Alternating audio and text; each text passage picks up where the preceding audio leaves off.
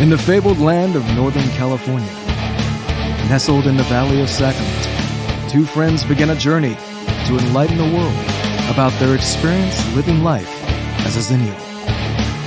But what is a Xennial, you may ask? If you wish to know, then follow them on their adventures.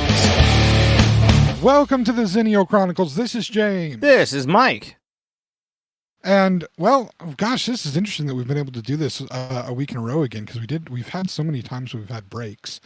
And sadly, for the people that are listening, which I see, or I've heard anyway, that our numbers have gone up a little bit with listening.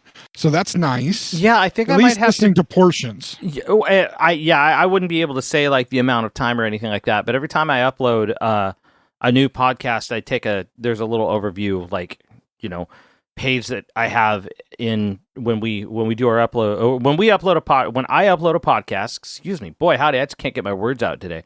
When I upload a podcast, I can see kind of like progress of how many plays we're getting, and they seem to be going up, which I think is like super exciting. But I don't know where the source is, man. I don't know where we're being listened to, or what platform, which is fine. I just think it's cool that we're getting listened to, man. They're probably listening to us somewhere like the Philippines or something.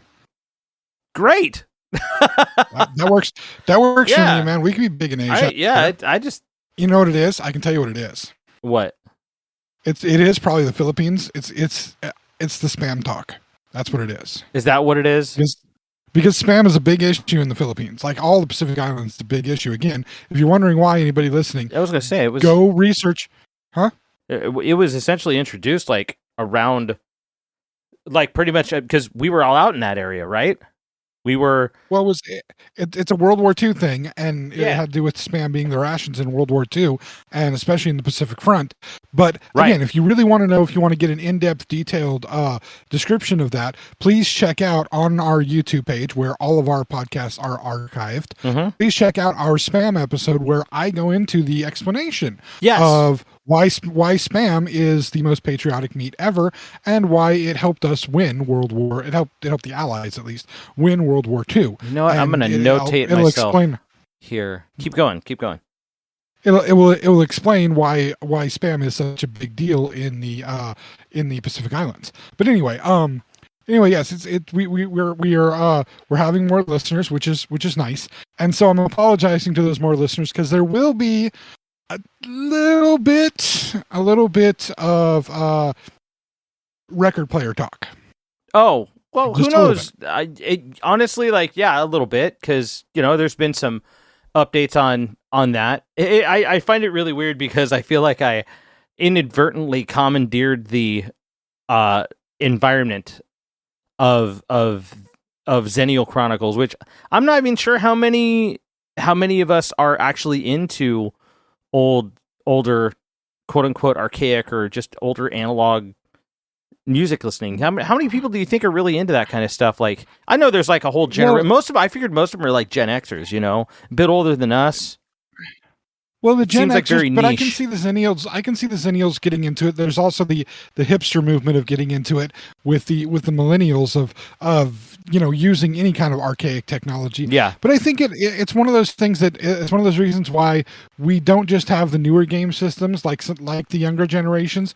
We specifically get the older game systems, and we play the emulators, but we don't just want to play the emulators. We want to play the original versions of it. Oh, hell yeah. Because the frame rate is right, because the controller feels right in our hands. Yeah. It's all about the nostalgia thing. And believe me, the nostalgia is the biggest business. Why do you think Hocus Pocus 2 was made?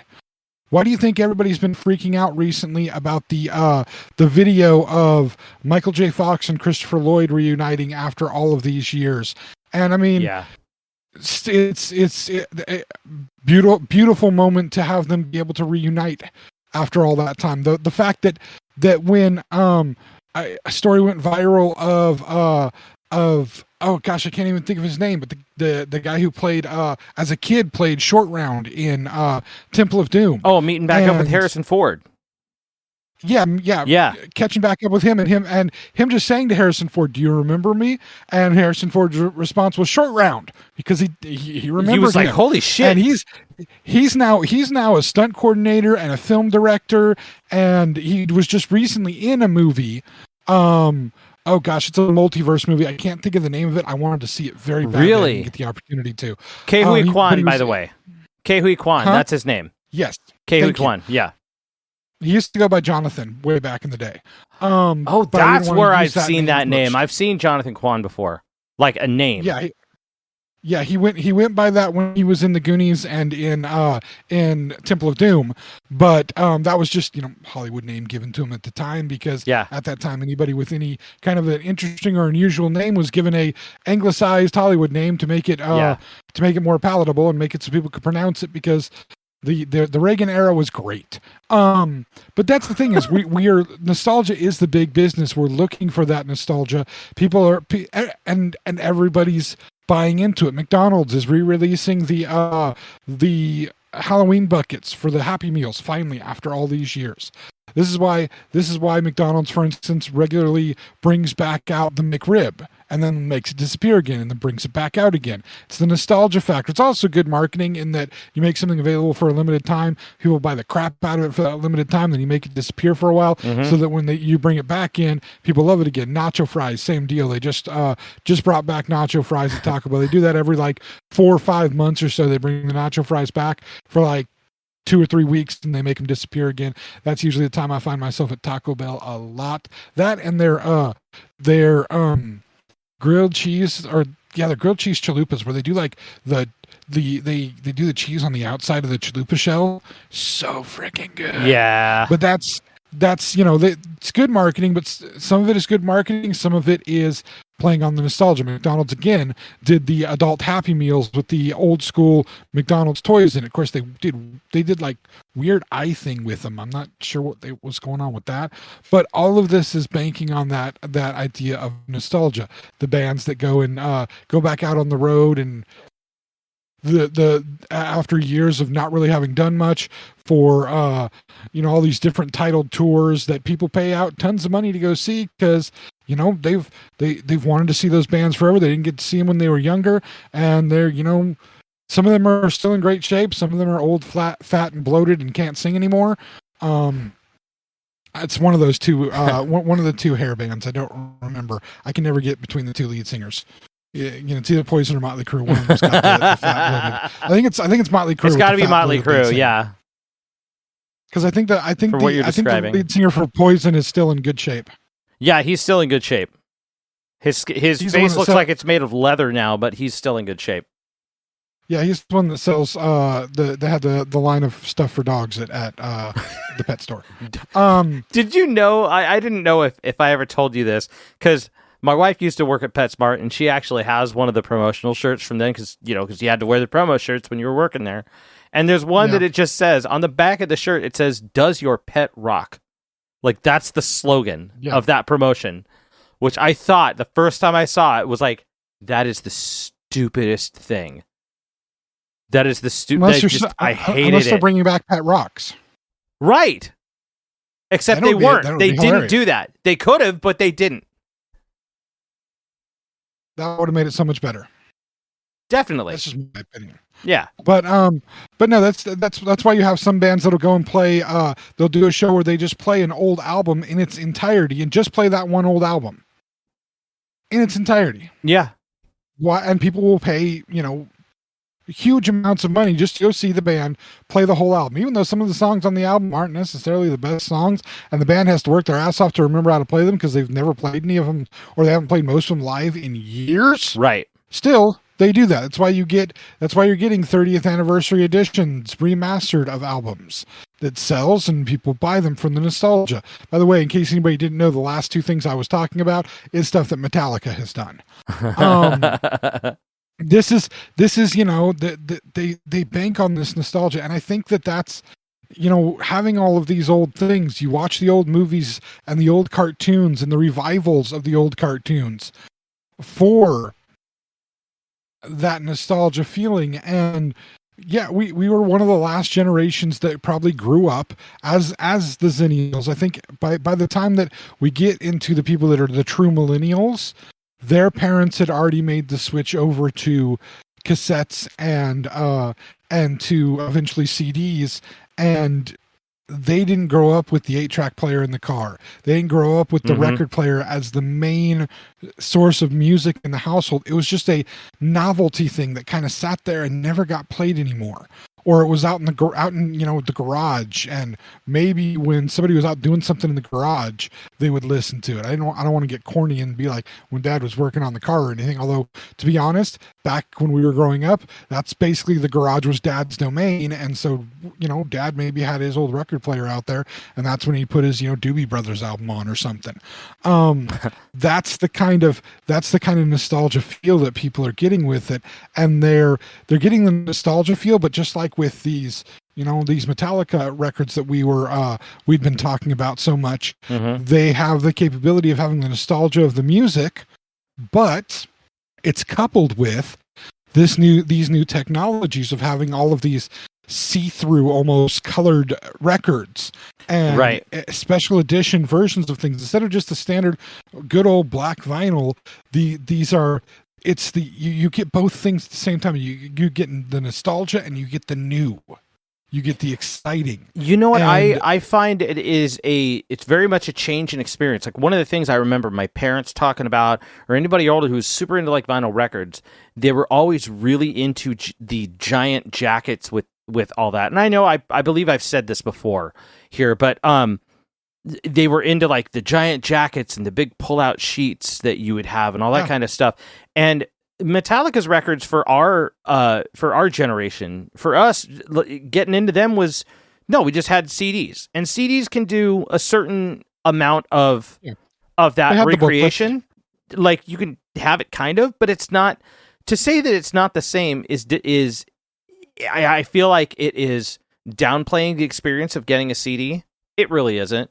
It's just a different experience. To say it's not the same, I don't say that in any condescending type of way to the CD medium in any way. But opening up the giant jacket, it is. Opening up the giant jacket, feel like you want to sit cross-legged on the floor, reading this thing with a pair of headphones on, just blasting that shit into your own head and just getting into the experience. It feels unlike any other album experience I have ever had. Well, and I'd like to make a parallel to something that's just as near and dear to your heart.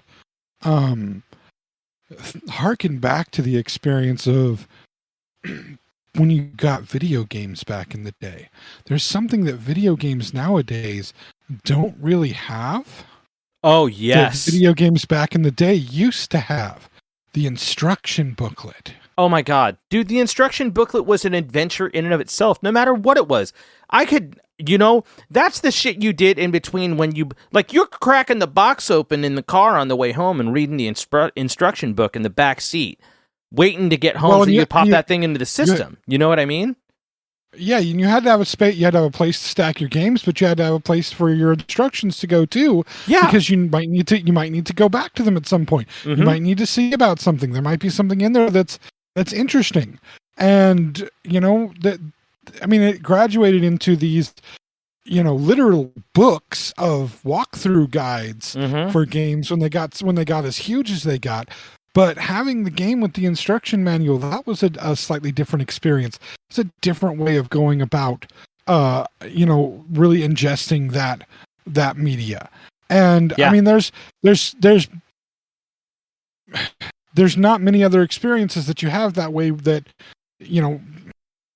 that feel the same. But again, it's like you say, it's not lesser one or the other. It's just different. And I feel that I do feel that that's the desire to have something that's a deeper experience. And for a lot of people, especially the younger generations, this is one of my problems with, as much as I love having the capability of digital music, and I love the fact that you can pick and choose individual songs if you're that type of a person, and you don't necessarily have to pull out, do the full main purchase of an album. To me, the art of the album, of crafting an album that sounds cohesive, sounds like the same kind of idea. I'm not talking a concept album, because that's a whole different thing. Right, Just an album right. that sounds like that was all done kind of at the same time and has the same feel to it, and having an album that is from front to back a good album. I mean, there's many albums that I own, CDs that I own, that I only like 3 or 4 songs on the whole thing, and I've listened to them, but I really don't care for, you know, all the music on them. But there are other albums that are like watershed important albums to me. Mm-hmm. Some that most people don't even, bands people have never even heard of, or very few people have heard of, that had one song. One of my favorite bands, one of my favorite albums from the 90s. They had one song that charted on the radio. One song. The song was called Sister. The band was the Nixons from the Midwest. The album that it came off was an album called Foma. Really? Okay.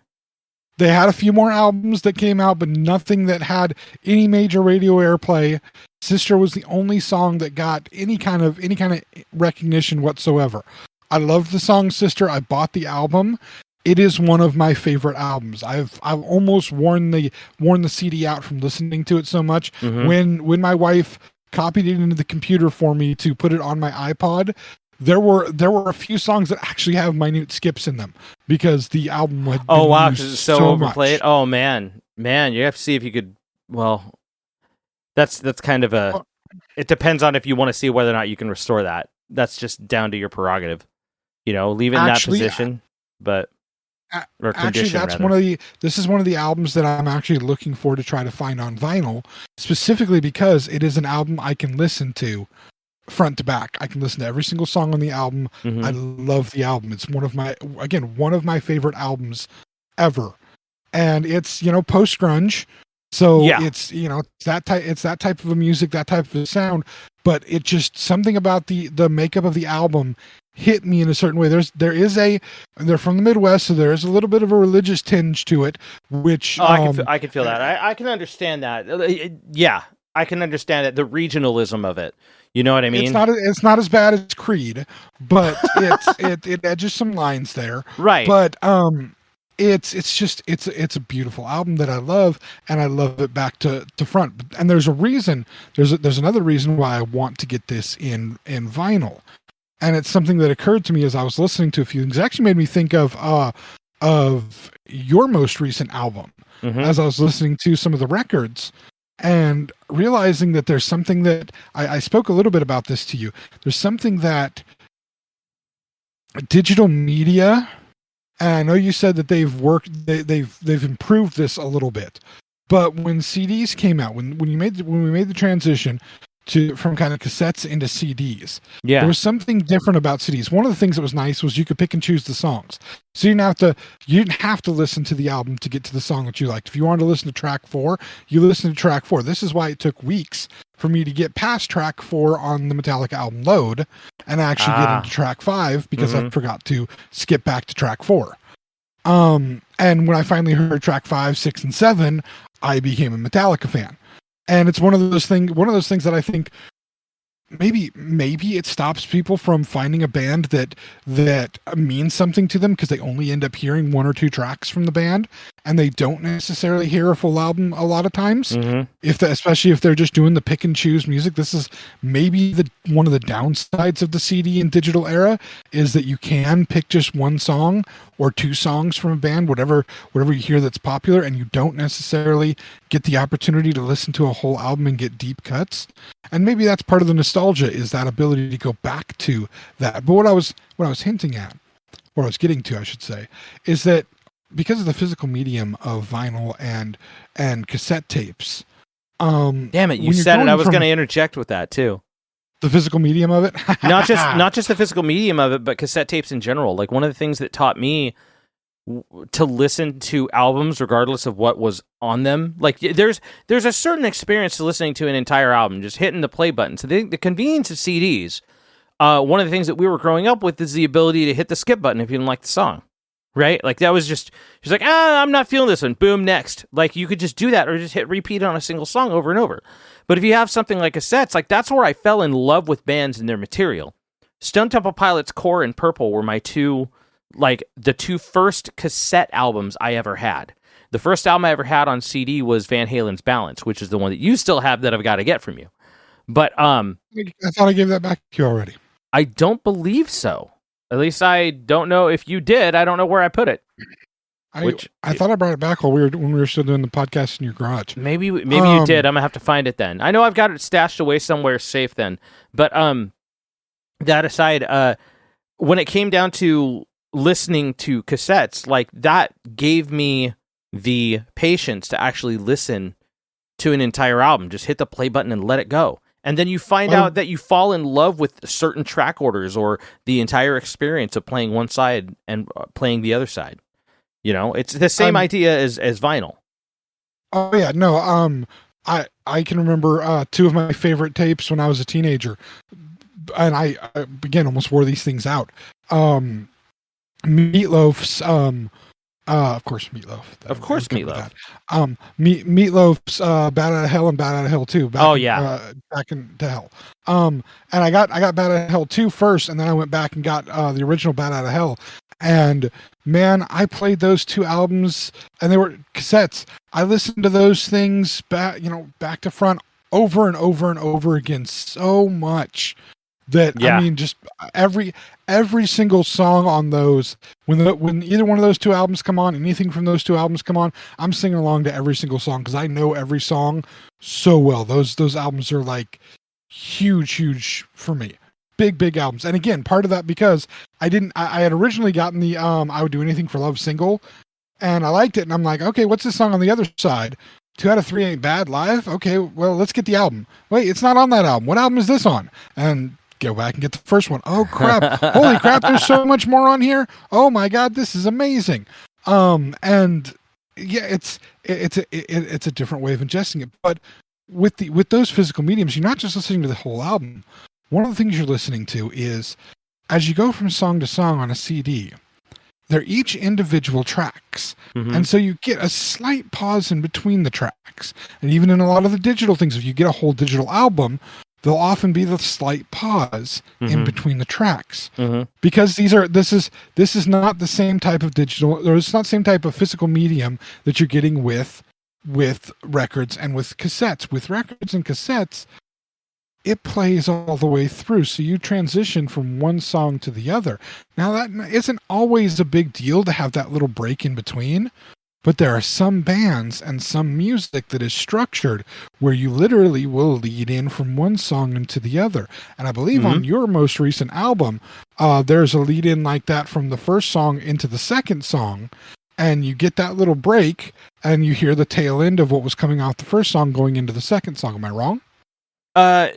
No, you are not wrong. There's one of those actually. The last 3 songs that go into the reprise at the end of the album, the last 3 songs are one right after the other as well. So I did that a few times, and I actually tried doing track splitting for the. So I did. It's kind of funny that you mentioned that because when I designed the album for digital release versus the CD release, I sent off the individualized tracks. Well, actually, I sent an entire copy of the disc out in full disc format, which is an ISO format. It's like an image of a disc with all the information on it. And I was just like, burn this straight. And it had everything designed with the tracks separated on the CD. Whereas when I did it for digital downloading, since I knew that the 3 songs were going to be split and I didn't want them to be that, and I knew that pause would be in between them, I compiled all 3 of those songs into a single track for the exclusivity of release to make sure that I didn't get that dip out. I did that on purpose to make sure that one 3 movement experience at the end of the album was cohesive. And here's probably the kicker on that. You also released this album on cassette, and I'm sure on cassette they play right into each other. You're damn right they do. They absolutely do. Actually, the funny thing about cassette, if you want to know this, and I bet this is done on vinyl as well, is on cassette. So when I sent my stuff off to cassette to be mastered, when you go for a cassette run, it is very different from a CD run. The CD-ROM, you send the file that is all the tracks already precompiled into a master disk, and it's got all the information, blah, blah, blah. The cassette is different. I had to actually take all of my songs, create and generate that playlist of that group of songs, make one giant WAV file at maximum volume of that one side of cassette tape, and send that one entire side, and then I had to do it for the second side. So it's 2 about half-hour long sides of cassette specifically meant to be that proper experience of all three of both of those sides, all the songs in the order, how far apart I wanted them, like everything. I had to design the entire album based on not just like the tracks and their list, but how far between. It made me think of the album as an album. That was one of the things that made me fall in love with the experience. And that is one of the things that you get a lot of the time with the experience of albums on vinyl or on cassette. You're not thinking of it's a playlist, it's one track that goes into another. No, it's an experience. It's like going to a show. It's like a predetermined Broadway musical. Everything's got to have its ebb and flow and its time frame, and it has to work within a specific time or it doesn't work. And that in and of itself is an art that I can appreciate. I've grown to appreciate that because I bet you that's half the reason why I got into all this analog shit recently, is because I learned what I knew I wanted to put this on some kind of analog medium. I wanted to put it on vinyl. Vinyl was too expensive, so I put it on cassette. And cassette made me think of it different. It was really fucking cool. Well, no, and that's one of the things I'm noticing as I'm listening to these things. I'm thinking of, because I realized the other day, and I had a discussion with listener Alex with regards to this. I look at my current record collection. I did add, by the way, since we last were on the podcast here, I did add 2 more to it. I was able to find a box set limited edition version of Metallica's Hardwired to Self-Destruct. Yes. A 3 record version. Each record is a different color. It came in a nice box situation, which just the fact that it's a box set like that. I love box sets of anything. Yeah. But it's got 4 prints from the art from the album that are 12 by 12 roughly prints of each band member. Nice. It's actually got a CD in it that comes with it. It does have the CD. You got the CD. It does have the CD. You got the CD. I did, because I got a used copy. I didn't get the buttons that come in it. There's a couple of buttons that are supposed to be there in it. I also didn't get the card for the digital download, which I could care less because I already own the album as a CD anyway. Right. But the 3 records, just really, really nice look to them, really nice setup, great sound to them, and I got a really good deal on it because everywhere selling, it was used, but everywhere selling new was about $15 more than the price I paid.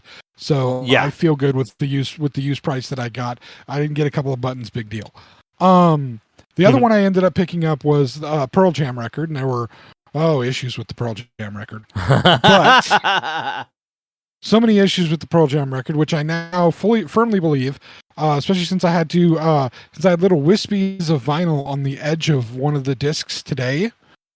I firmly believe that there was some kind of a pressing error, which is why I had skipping issues with the first one. I've had some minor skipping issues with the second one when it's initially starting the record. I think there was some production issues, but I don't care because I'm holding on to the damn thing. Because if there are production issues and they find out, it'll be a nice thing to have later. I picked up Metallica and Pearl Jam. And so I picked up a little something else, which I believe I shared with the Facebook page.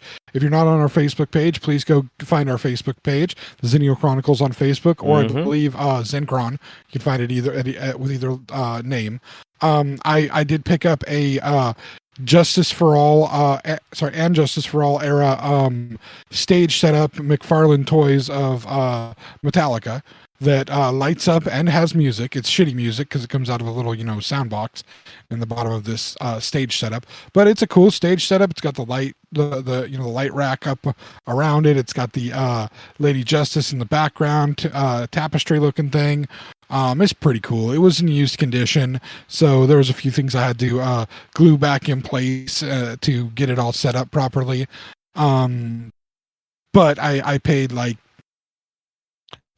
I'd say about quarter to a third of what you could buy the pieces for online. So again, I don't feel bad about the price I paid because the lights still work, the music still works, and all the people are still there. All the pieces are still there. They just needed a little bit of love and care before they were, completely perfect. I had to glue on Kirk's guitar strap. It had broken off. Oh no, that's all right. But you're good. Oh yeah, it got glued. Kirk needs his guitar. And James even has the White Explorer, which is awesome, and it even has a little sticker on the bottom of it. Does it? Yes, it does. It has awesome. Does it have the sticker? I believe so. Yeah, I believe it has the eat fuck. That's awesome. I'll take a picture of it and send it to you later. Yeah. But I was realizing that my record collection at this point consists of the Chipmunks' greatest hits, which I was lucky I got to listen to with my daughter today, so that was fun. Yeah. But the Chipmunks' greatest hits, a shitload of Metallica, and Pearl Jam. And so I realized I needed to maybe expand a little more. Listener Alex suggested that I get Queen's greatest hits, which that's a good suggestion. That's a good one. He suggested Elton John's greatest hits. I'm not really that big an Elton John fan. I don't dislike Elton John, but I'm not a huge fan. Not enough to maybe buy records. I mean, I like Tiny Dancer. That's about it. I hate the fucking Candle in the Wind song, both versions of it. Crocodile Rock fucking slaps though. Crocodile Rock's a good one. The One Night That's All Right for Fighting. I don't remember. Oh, Saturday Night's All Right for Fighting. Matter. That's a good song. Saturday Night's All Right for Fighting's a good one. Yeah, that's a good one. Benny and the Jets is all right, but whatever. But again, there's a ton of good shit that like Elton John has a hell of a repertoire, dude. Oh no, original I'm not saying he's not amazing. He's a fantastic musician, and Bernie Taupin is a great songwriter. I'm just not a huge Elton John fan. His covers are dope. Like the Who rock opera.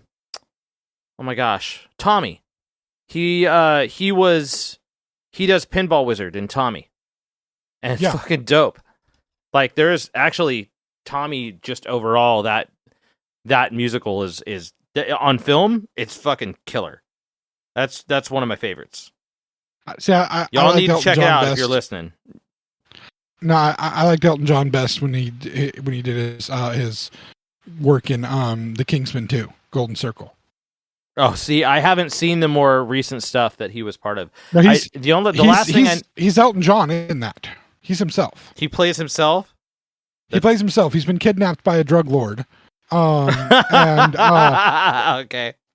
He's living in her town in the middle of the jungle, and he basically has to play piano all the time, dress up and play piano all the time for her and her stooges whenever she wants. Oh my god! And when they went Tropic Thunder with the plot, did they really? Huh?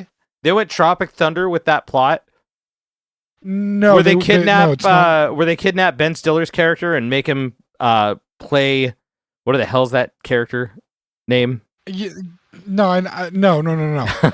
This is nothing like Tropic Thunder plot. Nothing like that at all. But no, her character the character Poppy, that's the drug lord lady. Yeah. She's doing a whole take over the world plot. Right. And basically she just loves Elton John. She has kind of a 50s nostalgia village set up in the middle of the jungle somewhere, and robotic dogs. Oh my god! A diner where she grinds up henchmen that make her angry in this gigantic size industrial grinder, and then makes hamburgers out of them and serves them to other henchmen. My god, that's so terrible. Oh no, there's a whole fight sequence that happens within this diner that has to do with the end is interestingly enough the Mandalorian getting shoved into the grinder, but that's a whole different story. That's great. Okay. But damn it, you're making me like I've never seen any of the Kingsman films. You've shown me the scene with the church fight scene to Freebird. Like you linked me that one, and I mean that was cool, but at the same time I'm like, this isn't really much of a selling point to me. But hearing that outlandish shit, the that's selling me. The fight that I'm talking about, Yeah. The fight that I'm talking about that happens in this diner, Yeah. it's like the fourth fight in a row as the good guys are infiltrating this place. Oh my god. That fight is done to a country version of Word Up. From Cameo? Yeah, a country version of it, and it's amazing. It is brilliant. Oh my god. I can hear it in my head like it's all bluegrassy and shit. I can hear it. It is. It's so good. It's such a good sequence. Oh my god. Like not even knowing, just like, all right, you got bluegrass banjo and a little bit of, oh my god. That sounds killer. And basically a lightsaber lasso. Not even joking. This is really what happens. It is freaking amazing. This is like before that happens, Austin Powers with a higher budget, man. Like that's what it sounds like to me. It's way that type more of violence. outlandishness. Way Right. more violence. Yeah, it's like R-rated Austin Powers on a high budget. It sounds like that. And well, the sequence that happens right before that again is they're liberating the town. Elton finds out that the town is being liberated. He hears that they're under attack. He asks what day it is. The guy says it's Wednesday, and he starts singing that song, but with it being Wednesday night. And then he proceeds to, the two henchmen that are there trying to subdue him, he proceeds to kick the shit out of the two henchmen. Yes. At one point he runs at one and does just a flying jump kick at the guy, and as he's in the middle of the jump kick, he turns to the camera and winks, kicks the guy, takes him straight out, takes one of them, puts his head in the piano, beats him and pounds him. That's beats incredible. The shit out of him. And the whole fight sequence where the good guys are infiltrating is just that song, but with Wednesday instead of Saturday.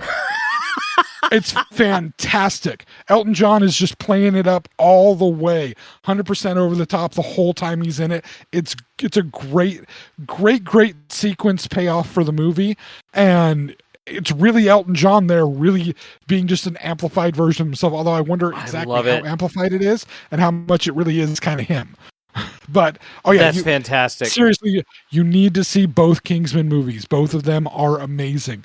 Samuel L. Jackson's villain with a lisp in the first one that can't stand the sight of blood. Oh, Samuel L. Jackson plays a character that is terrified of the sight of blood. Okay, that's funny. Oh, and that's so. The point of the purpose of these films, like the real purpose of these films, is to play up. To either play extremely against or extremely within, like a person's expected typecasting. Like, do it to the point where you reach absurdity, to the point where it's humorous. Like, I love the concept. This is the kind of entertainment I've been missing out on that I've wanted to see. You have now fully convinced me to see this movie. Both of these movies. These are like the best take on the spy genre, because Austin Powers sends up the spy genre as kind of spoof. Yeah, this pokes fun at the ridiculousness of it, but it keeps being ridiculous, and it accepts the ridiculous as not being funny. It's not trying to be funny. Right. It's just like this. This is a place that is filled with this type of people, and it's ridiculous and over the top, but. I mean, literally, you have, in the first one, you have people's heads exploding, and they look like little rainbow clouds as they're exploding to, oh God, I can't even think of the song that they're exploding to, but it's a classical music thing. And they're all exploding in unison to the music. It's fucking brilliant. Whole movies, both Kingsman movies, absolutely amazing. I've not seen the more recent one, which takes place in the 1920s and has Rasputin as the bad guy. Wait a minute. It's a third one. It's a third Kingsman. It's a third one. It's a prequel. It takes place back, in 1910s, 1920s, round in there. Oh my God. Rasputin is the bad guy, and his style of fighting is he is a dance fighter. That should tell you everything you want to know about wanting to watch it. This sounds great. And the guy who plays him is Welsh actor Rhys Ifans.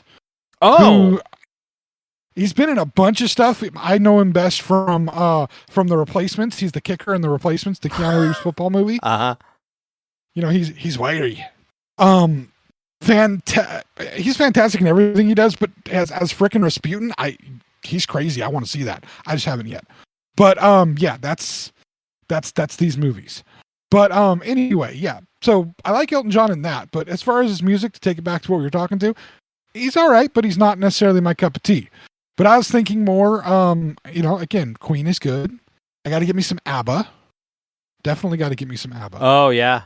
ABBA ABBA's came a out with a necessity. reunion album, too. They did one recently. Like, it's been, 40, 50 years since they were together, and they came out with an album, a couple of years ago. And it's the same four. It's the same members. Like, there's no bullshit. They actually did a reunion concert, I think, in 2021. Is that when they did it? I can't remember. Doesn't matter. I'd still watch it. I love ABBA. Dude, yeah, ABBA's one of those bands that I absolutely can get behind. For the longest time, I was like, no, I didn't like ABBA. And then ABBA was one of those bands that I felt guilty for liking. And so I would always outwardly be like, nah, ABBA's lame. I was a bandwagoner. And then you realize how much you actually like their shit when you listen to it. You realize how much you grew up with, and these songs were great. And you were just in denial the entire time. Right? At least that was my experience. I had an ABBA CD. I had an ABBA CD in my CD case back in high school. Yeah, I have been learning. I have been learning more recently how much I actually like ABBA. They're so good. People made fun of me in high school for it, and I was like, "Fucking ABBA's awesome." Yeah, what are you guys talking about? This is great freaking music. You guys are crazy. Oh, okay. So ABBA, I'm looking them up right now. They reunited in 2016, actually, and the most recent album they did, the most recent performance they did was, oh my God, where's 2016? The reunion, Voyage. That's the name of it. Oh, yeah, I've seen it. I've seen it in stores. Yes. Okay, so Voyage, I think, either came out this year or... Yep, okay. So in 2021, they put the new website out, and I think Voyage came out... Yeah, Voyage came out in October of 2021. That's cool, man. So I'm definitely going to have to take a look at... I have not been able to listen to it yet. It came out last year, so it's been out for a year. I feel like I'm super behind the times on it, but yeah, it did come out last year. I want to check it out for sure. I will have to as well. But no, I was thinking for some more modern bands though. I'm thinking things like Tool's Lateralis. That's got to have songs I know it has songs that move into each other. I saw an ad today for Fear Inoculum on vinyl. It's 3 discs. Yeah. I want it so bad. I have not listened to enough of Fear Inoculum to know how much of it I like, but buying the album would help that. I know I like basically all of Lateralis. 10,000 Days was my jam. I love the hell out of that album. 10,000 Days is a fantastic album. Anima, yep. Fantastic album. Yeah. I'm interested to find out how they deal with the end of oh God, what's their second album? Technically it's their first, but I mean it depends on how you want to Undertow. Undertow is available on vinyl. It is available on vinyl. I do know that. I know it is too, but I'm wondering how they deal with the end of the album because there's 99 tracks on that album on the CD. They may omit it. They may omit the secret track, or they might put it right at the end. That would suck because the secret track is amazing. I remember the first time I let it play until that and heard the secret track and these are the cries of the carrots. What the what? Freaking beautiful. Yeah, I honestly, you know what though? For Tool fans, I'm quite sure that they would do what they could to keep that in there. You know what I mean? But I will say, I have and I have not.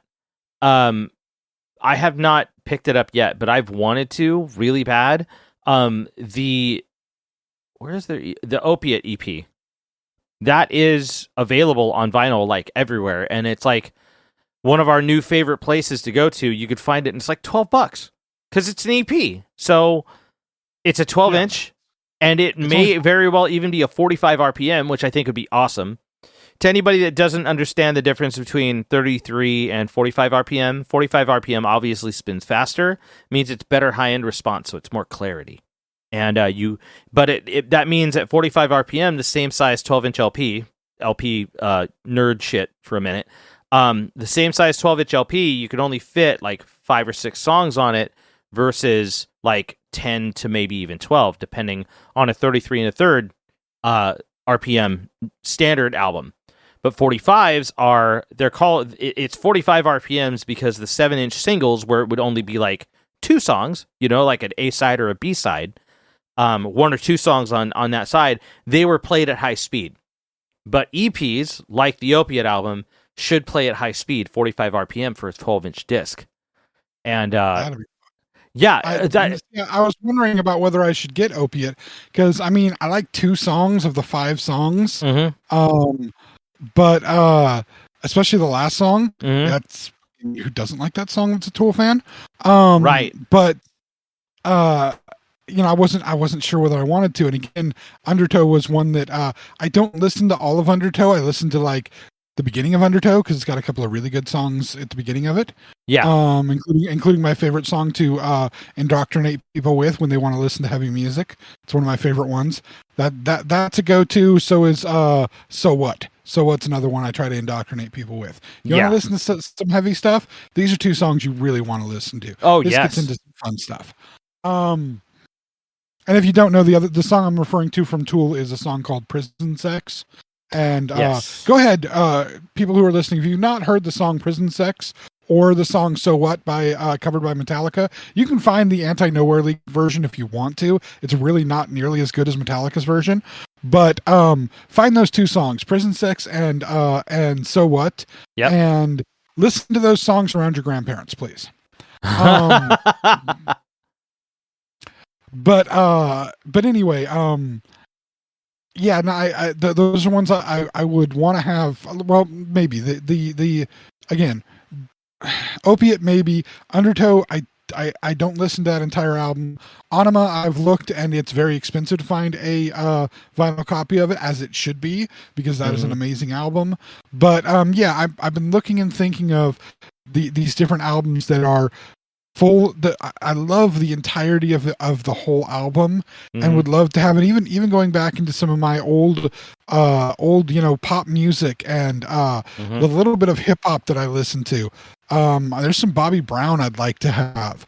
There's I would love to get Michael Jackson Dangerous. I know most people, Michael Jackson's almost a taboo thing to talk about anymore, but Dangerous was one of my favorite albums. Everybody else going for Thriller, give me some Dangerous. Dangerous is a solid playlist, man. Dangerous is a really good album. It's a good album. Yeah. Garbage's first album, which Garbage is one of my favorite bands, only because the fact that the makeup of that band is so damn unique. It's such an unusually made up band. One that got me, I started getting into like some of the 90s like alt rock kind of stuff more recently. So I got to tell you about this. There is a Now album that is out now. Is it the Now 90s album? Dude, did you see the playlist on that shit? Yeah, I was looking at it at Target the other day with that's like Sarah. The first time I've looked at a Now albums and been like, that might be pretty good. Dude, we own in our CD collection, we own about 15 of the Now albums, ranging from Now number 5 to Now number like 43. Yeah. Because if I'm somewhat eclectic with some of my music tastes, my wife is the one who will listen to a playlist that has like NWA on it, and then Martina McBride, and then Ozzy Osbourne, and then go all the way to something like the Jackson 5.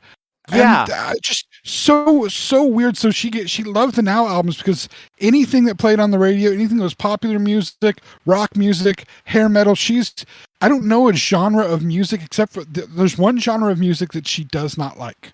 One complete genre. Comedy music. She does not like comedy music. Wow. You mean like comedy music in general, or like comedy rock? Like comedy rock, comedy metal. If it's meant to be tongue in cheek, fuck it. It's just not. No, she's not comedy into music it. in general. So there's only one comedy musician that she likes. Weird Al. No, she hates Weird Al, actually. Really? Cannot Okay. stand Weird Al. Okay. Yeah. I can understand. The guy's not everybody's God. cup of tea, man. Ray Stevens. Ray Stevens is the one she likes. Really? Yeah. That's the one that takes the pass? I am okay. I am not trying to rip her at all for any of that. I am legitimately confused that Ray Stevens is the one that gets the pass, though. She got a thing for Guitar Zan. That's all I can say. Guitar Zan's dude. That's a slapper. It is. Guitar Zan's a good one. Song. Yeah, Guitar Zan's a good one. Yeah, Ray Stevens is the only one that she can deal with. The other comedy ones, she's not really a Weird Al fan. The only Weird Al song that she endures, I would say. Yeah. If certain people perform Amish Paradise at karaoke, she loves that, but only certain people.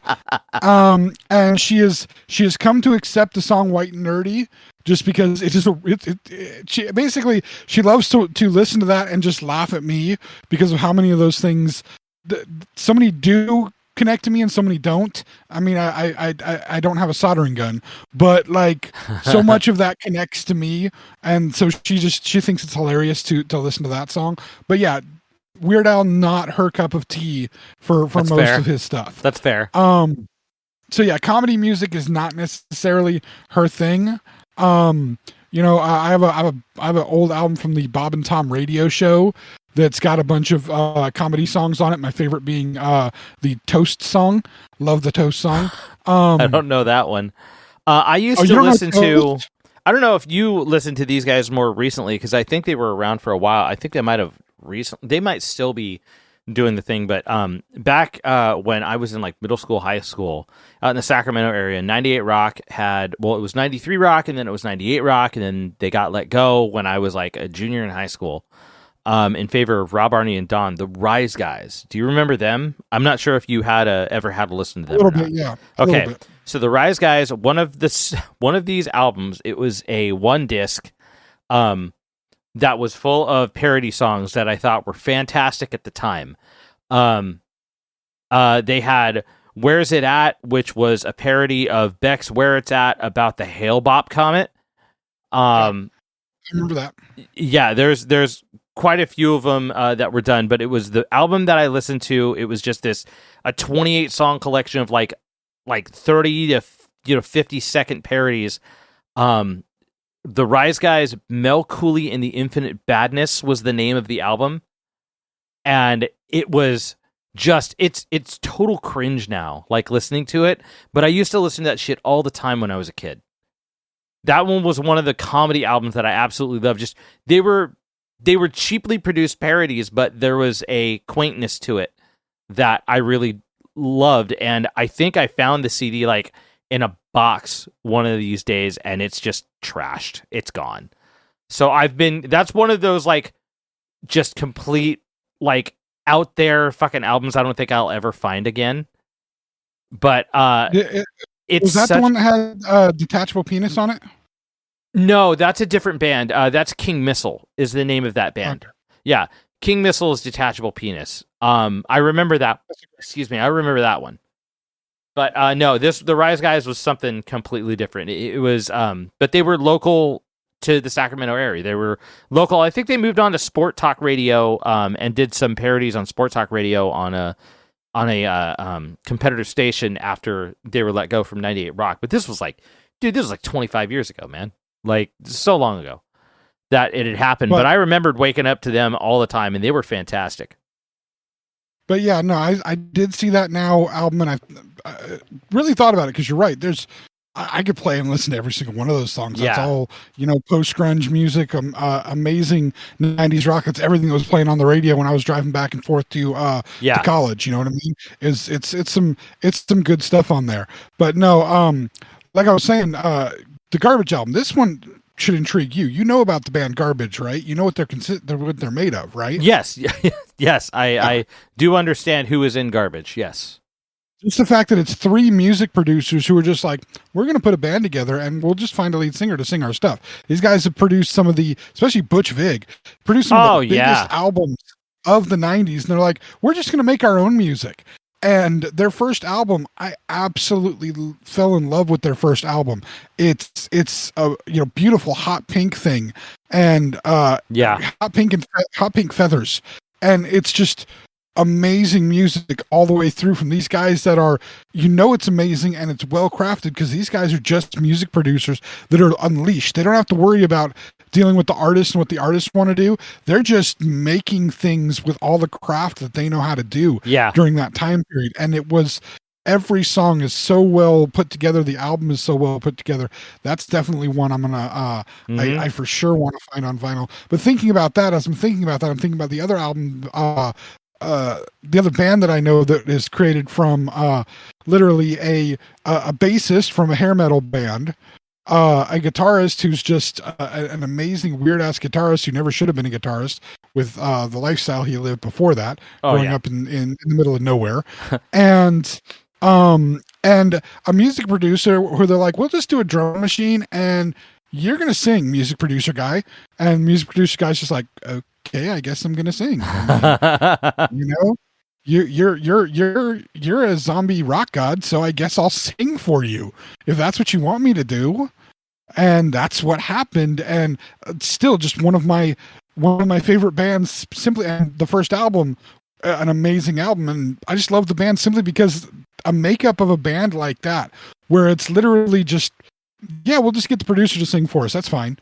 And there you go. And that's the band 6 a.m. Their first album, the Heroin Diaries album. Amazing album. It's that's extremely well done. The entire album. That's one start to finish, man. Yeah, that's beautiful. All of that is very, very, very solid. All of it. So I'm getting ideas. By the way, Hybrid Theory being re-released in a special edition on vinyl. Another one we got the Walmart color exclusive. My wife and I got the Walmart color exclusive. Yeah. Hybrid Theory sounds great. I honestly would jump at the chance of seeing, if I ever saw Reanimation on vinyl, I would snag it immediately. I know it's there. I know it's out. It is out on vinyl. I want it. By the way, there is a Walmart exclusive version of Core and Purple, the STP albums you were talking about before, which again, fantastic albums. I love both of them. I also like Tiny Music, which Songs is the next album gift shop. Yeah. I happened to just for the hell of it, I decided to just take a listen because I knew that after they fired Weiland, after Stone Temple Pilots fired Scott Weiland, they ended up hiring Chester Bennington, and he did an EP with them. And really, that EP is fire. Yeah, that EP is so good. But then afterwards, I don't know the new guy that they have. But I know, so I decided to, like, Stone Temple Pilots has 2 self-titled albums. One of them it came out in like 2010. So they had one that was in 2010, and I think that's the one with, okay, so Stone Temple Pilots 2010, who is on it? Commercial I stopped listening after Tiny Music. Because it was kind of the whole sound that I liked. Yeah. Core and Purple are definitely the 2 best ones. As you're looking all this up, there are Walmart exclusives of Core and Purple. Yeah. The Core album is red vinyl.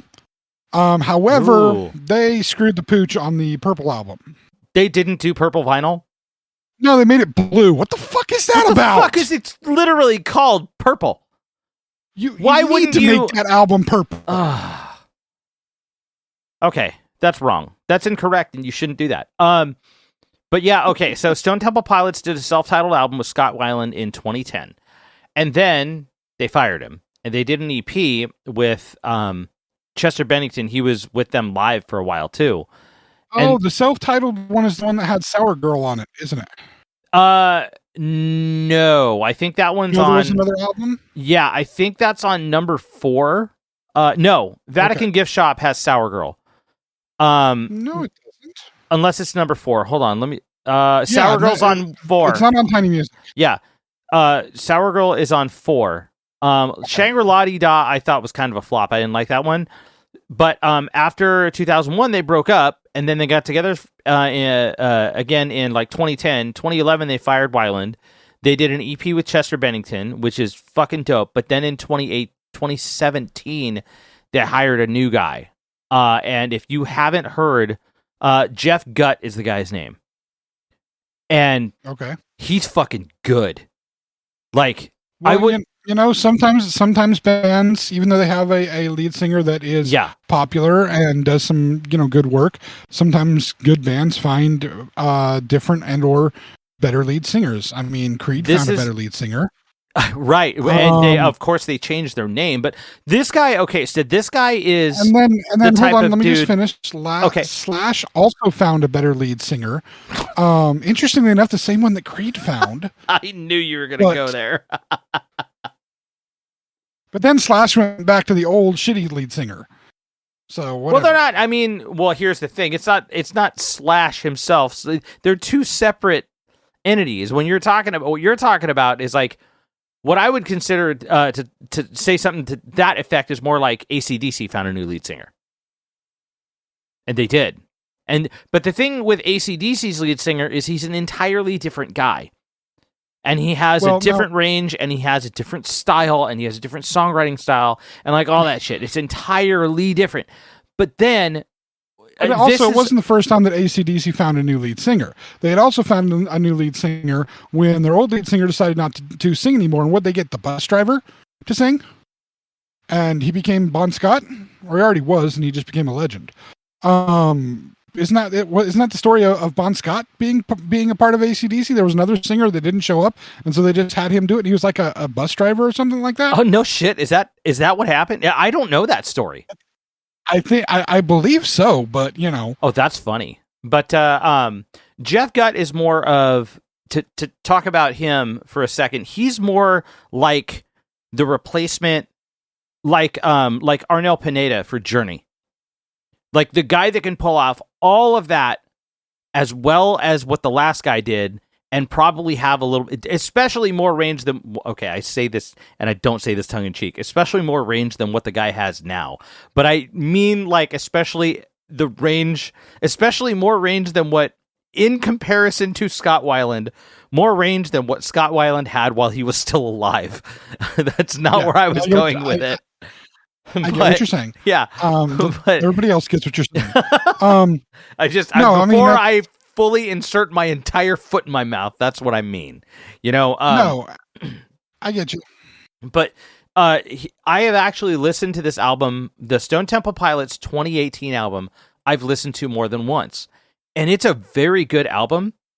And their singer is very, very good. Like the new guy they got is great. So to anybody who listened to the classic STP first 2 or 3 albums at the most, Tiny Music back from, Core Purple and Tiny Music, if you're that kind of a fan, I heavily recommend checking out the 2018 Stone Temple Pilots because it's got that same it's that same high energy version of Stone Temple Pilots.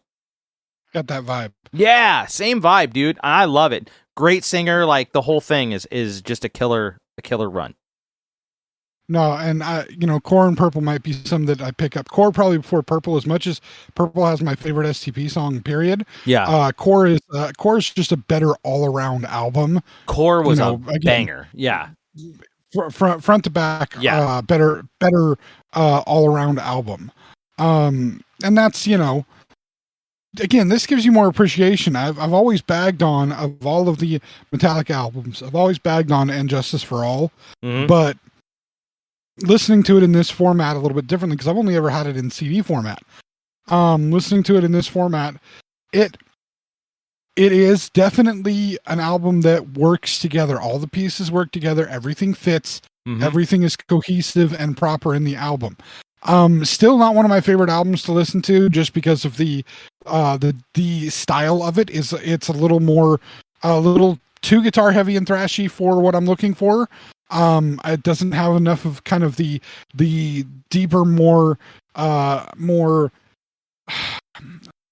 I don't want to say sophisticated, but more thought-provoking melody involved in it that you get out of like Master of Puppets, and even out of, I think, Ride the Lightning. Yeah. With the exception of like one song on Ride the Lightning that's bad. But it definitely it's cohesive, that's fair. and that's the important part. Yeah. Whereas, like again, the other album that everybody bags on, Saint Anger, not there are some songs that would be made a little bit better with maybe some guitar solos in them and a little bit less production value. Unnamed Feeling would be a great song if it didn't have the rant in the middle of it, but it still doesn't feel cohesive. But then again, if you've seen the documentary, you understand completely why it doesn't feel cohesive. There was nothing cohesive about it. Going back to the other album I picked up, the Pearl Jam 10. I like Pearl Jam all the way up to the Yield album, and because again, every one of them has a cohesive sound, but out of them, 10 is probably the best. I mean, maybe arguably No Code, even though No Code didn't have as many singles come off of it, still an amazingly well put together album, and one of those that you just kind of can listen to from the beginning to the end because it all kind of tells a story together. It's that art of crafting an album to make all the songs go together.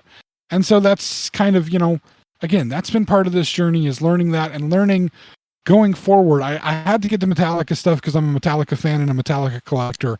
And eventually I'll get all the cassettes. I never had a collection of the cassettes because I started collecting them with CDs.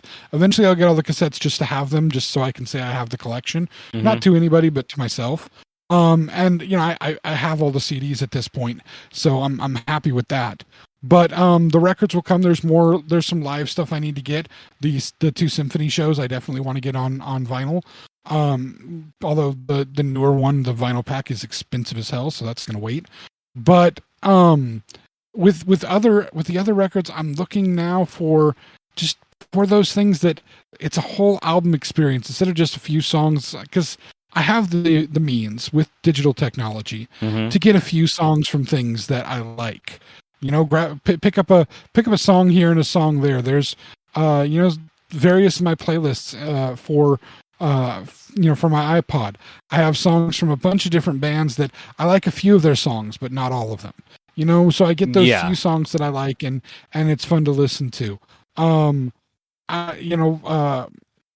Pretty Reckless. There's one album of the Pretty Reckless, actually 2 albums of the Pretty Reckless, but I absolutely love the entire album.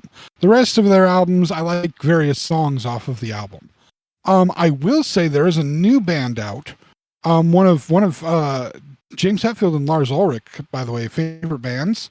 New band that's they've been around for a few years, but they're really making the headlines in the last 2 or 3 years, maybe the last 5 years. Their last 2 albums I regularly listen to all the way through, even though I have them in digital format, so they're on the iPod. Doesn't matter. Those albums get played all the way through, and that's actually the last 2 Ghost albums. Oh, dude, Ghost is fucking fantastic. It's really there are more than one person that I know. Like, there's more than one person that I know that loves Ghost, and there's a couple of people that I know as well that are like, I wish I could get into them, and I can kind of understand those that don't really get it. But to me, the first time I saw what the whole thing was with Ghost, it looks and sounds to me like Blue Oyster Cult meets King Diamond. Like, they are very much their own thing. Yeah, no, I can see that. That's a good comparison to them, because they have some of that rhythmic musicality to them that kind of Blue Oyster Cult has, and yet the some of the technical virtuosity that you get out of the King Diamond stuff, and then especially the imagery that you get out of King Diamond, because Blue Oyster Cult's a little. I mean, they have a few songs that Reaper kind of gets the edge of being that dark and spooky and gothic, but not entirely there. Yeah. And King Diamond's just like Satan, the devil, witches in the forest, right. I mean, when you have a song, I believe it's King Diamond, right? Isn't King Diamond Am I Evil?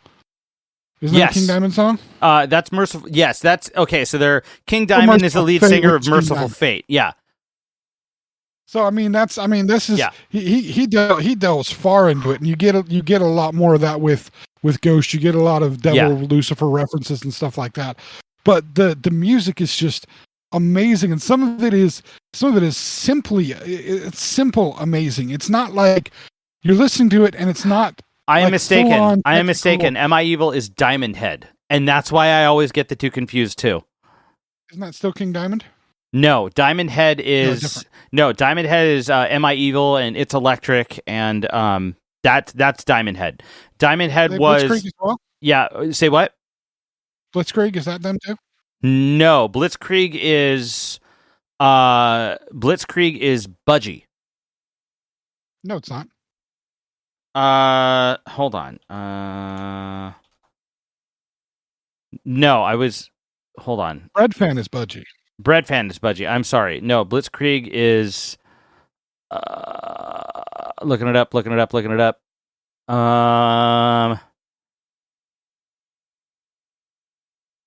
Really? What? It was written by Ian Jones, Jim Sirota, and Brian Ross, but who the fuck are those three guys?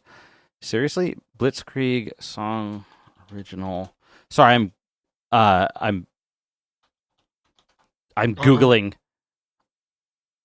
I look up Blitzkrieg song original artist and Metallica comes up. That's how much they've taken over that fucking song. Hold on. Excessive force? No. Yeah, I'm trying to find it right now. Is it the band called Blitzkrieg?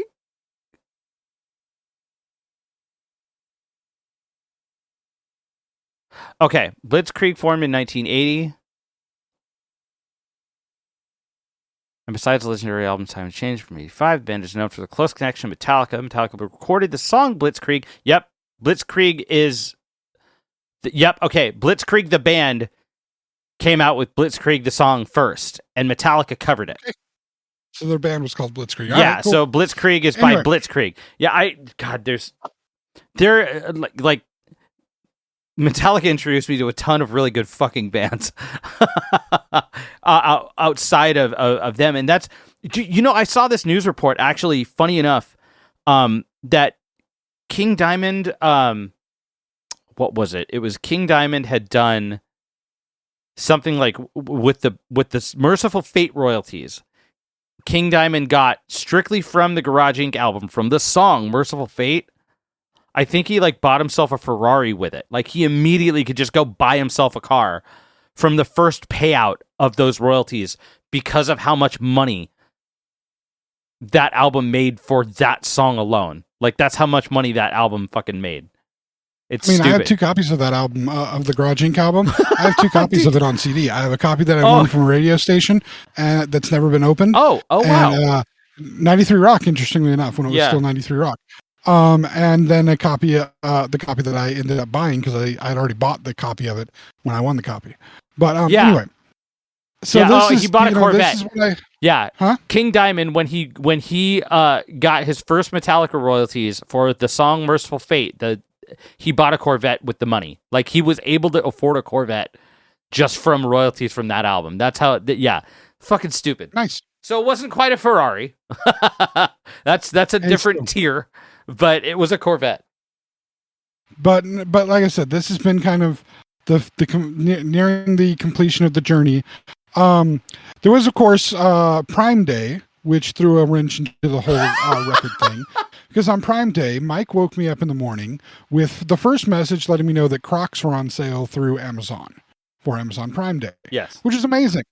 But then he let me know, holy shit, the record player that we both bought. Yeah.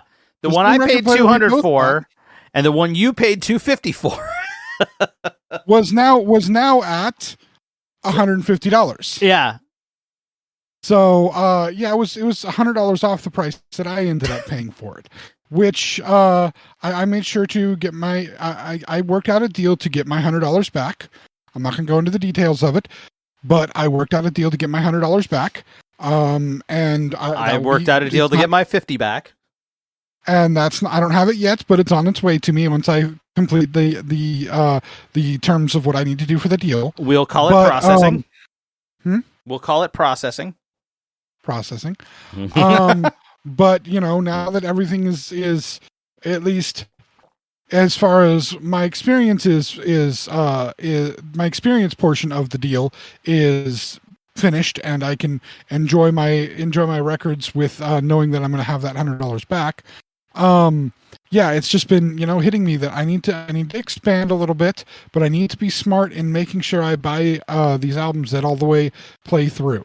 Now, that was part of my weekend experience, was getting these two albums. Finding, by the way, this amazing record store that Mike had recommended in the near the Sacramento area.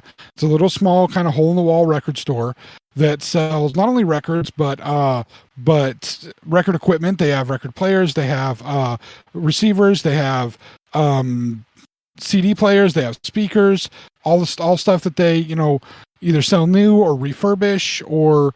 And again, that's where the same places where I found my little toy Metallica set. Funny enough, the guy at the record store put that toy Metallica set in a box so that I could easily carry it to my car. You know what type of box he put it in? What? He put it in the shipping box for an ATLP3 record player. Oh, that's funny. The exact same record player that you and I both have. That's funny. So it was fated for me to have this Metallica thing. Yeah. It's the universe, man. It's the universe. But that wasn't the only thing that happened on the weekend. We spent an hour and 15 minutes or so talking about more of this record journey. But I have two more interesting stories to tell about my weekend. Oh, because I said I made the joke on the podcast, and it turned out, of course, every time you make a joke that you think is just going to be a joke, it turns out to bite you in the ass and become reality. Mm-hmm. I made the joke that my wife kind of pushing me into this record thing and having me get buy the record player, get the records, go through a crisis, switch out record players, go through more crisis, all these different things that were happening with this, right? Yes. I said on the podcast that this was, this is a long con. This is an elaborate thing that she's working on with me. I think there's, I thought back about it. We did some discussion today because she was able to sell an old piece of sewing equipment that she hasn't used in a long time. And as she was selling it, she was telling me, yeah, it's the price I'm getting for it, but we paid like $400 for it. I'm like, we did? What about the other one? I only paid about $350 for that. I'm like, so wait a minute. The ones before it, in the last 5 years, how much have we spent on sewing machines? Close to $1,000. I'm like, right. I understand a little bit more of why I got a record player. Which she did make some money back on the one she doesn't use anymore, and the one that she has that she does use that she paid, I think $350 for, is actually like a $2,000 machine. The lady who had it just didn't know how to work it, and when Sarah first got it here, she didn't know how to work it. I remember I was thinking about it that day that she got it and she was trying to plug it in and get it to work. She went through 3 times the existential crisis that I did with the records, because with the record player and the records, I could return it all. I had receipts. Right. This she bought from a lady off of Facebook Marketplace. There was no way she was returning this. There's no receipts on this. And she can't get this damn thing to work. And it would cost hundreds of dollars to service it. Turns out that I'm using the words that she gave me because I know literally nothing about sewing machines. The bobbin wasn't being put in the right way. And the lady didn't know how to put the bobbin in the right way. And that's why it never worked for her. So Sarah put the bobbin in the right way. Boom, it works. And just, I don't know how much you know about sewing machines, but it's a Husqvarna brand, which anybody that knows anything about sewing machines, that's a hefty brand. This shit can sew through leather and whoa, heavy G material. Okay. This is a badass sewing machine. Okay. So she actually ended up with a really, really good deal on it. But like I said, I felt like this was a bit of a long con. And what was funny is right after I got the records, a popular makeup line, and I've talked before about her obsession with Bath and Body Works stuff. She also has an obsession with different makeup lines, specifically when they come out with ones that are themed. Like every Star Wars one that's come out, she's bought the themed ones for that. Bunch of different themed ones. Well, a couple of weeks ago, they came out with a brand new themed makeup line. Now, I don't know which company makes this because I honestly don't pay that much attention to the makeup. I'm not a makeup brand person. I don't wear it, so it doesn't really matter to me. Okay. But they came out with a whole themed packed, various things. You have to buy each thing individually. You can't buy all of it together in a pack, which sucks, but that's how they get the money out of you. But it was themed on a very specific musical icon. Probably one of my wife's favorite musical icons of all time. This was an Ozzy Osbourne themed. Oh, makeup really? pack. Okay, that's dope. Yeah, the eyeshadow palette that has all the different eyeshadow colors in it was shaped like a bat. There's another color palette that's shaped like a coffin. Oh my god. And there's a mirror. There's a mirror that actually has the message on it. Oh, I can't. What is the message on the mirror? It's an Ozzy quote. I can't think of it right now. But anyway, she brought this to me and shown me, hey, look, this is going to launch. Can I get it? Can I get it? And I'm like, the other shoe drops. I tell her what we'd say in the podcast. She's like, no, but yeah, you can get it fine. Oh, I remember now. Here's what it says in the mirror. I'll see you on the other side. Ah, that's great. Beautiful. It's just a hand mirror, right? Like an old school hand mirror. It's amazing setup. So I'm like, fine, yeah, go ahead, get it. Go ahead, get it. I wasn't, even if the record player thing hadn't happened, I wasn't going to say no for an Ozzy thing. I mean, she's been an Ozzy fan forever. It's, yeah. I mean, as much as she likes other artists, Ozzy is kind of the be all end all.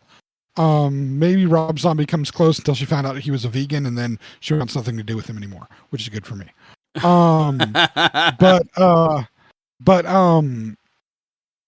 No, and Ozzy's like my dad's age, so I'm not worried about that. But turns out within a week of this Ozzy line coming out, completely sold out. So she was able to get in at the right time. She got it day of launch. It's already sold out completely. Damn. So and this is one of those that, like, even when she's done using the colors, she's totally going to keep the containers for the palettes because of their shape and their, significance of being Ozzy stuff. But that was only one of the two shoes to drop, because the other shoe, the final shoe, dropped this weekend. Because I'm out looking at records, doing things, checking out. I checked out an FYE at the mall that's local to me. Complete waste of flipping time. Nothing decent for records there. Absolutely nothing. Was so disgusted with it. But while we were at this mall, the local Spirit Halloween store took up residence in the mall. It has for the past couple of years. I actually have an old coworker from Home Depot that he does construction work Monday through Friday, and during the season that Spirit's open, every year he works at Spirit just to make extra money. Back when we worked at Home Depot, he used to work at Toys R Us, interestingly enough, during Christmas time to make extra money. Just that kind of guy. And the previous weekend before, when I had done my second batch of records that I had bought, we had gone into a Spirit Halloween store in the town of Rockland. It's by the movie theater that I like to go to. And Sarah had seen the Annabelle doll from the Conjuring movies. Yes. There was an Annabelle doll.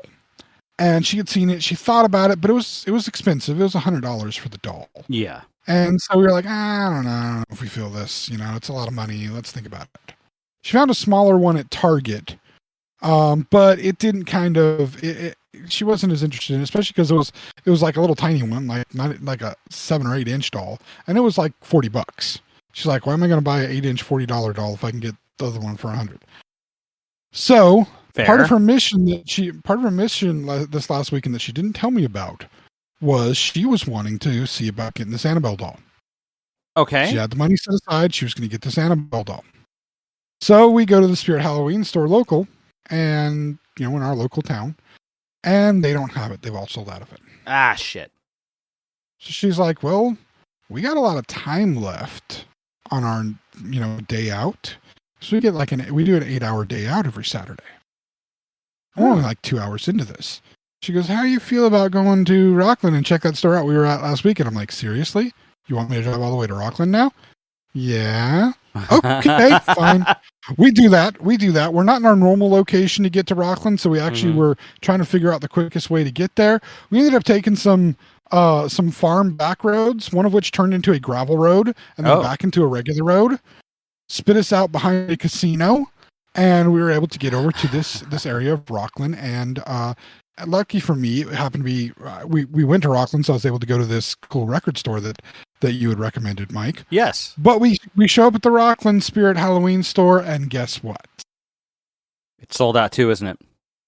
They're sold out of Annabelle too, so it's like great. So she's on her phone. Hot ticket. Where's the next one? Yeah. She finds out that there's one.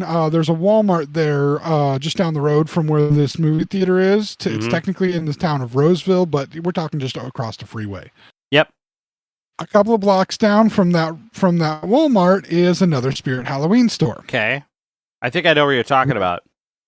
We get over there to that Spirit Halloween store. Mm-hmm. Yeah, there's like a CVS market and stuff in the same area. Mm-hmm. Interestingly enough, there's a mini that is literally exactly like mine, same color scheme, same everything. Whoa. Parked there. Whoa. So it's kind of neat. Yeah. Oh, all right. But we go inside, looking around, can't seem to find it, ask for help. Because I'm looking on the ground, because everywhere else they've been on ground level. Mm-hmm.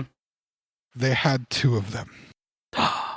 Hey, they had two of them. Both of them on a shelf. One had a kind of a cut on the front of the box. The other one was pristine.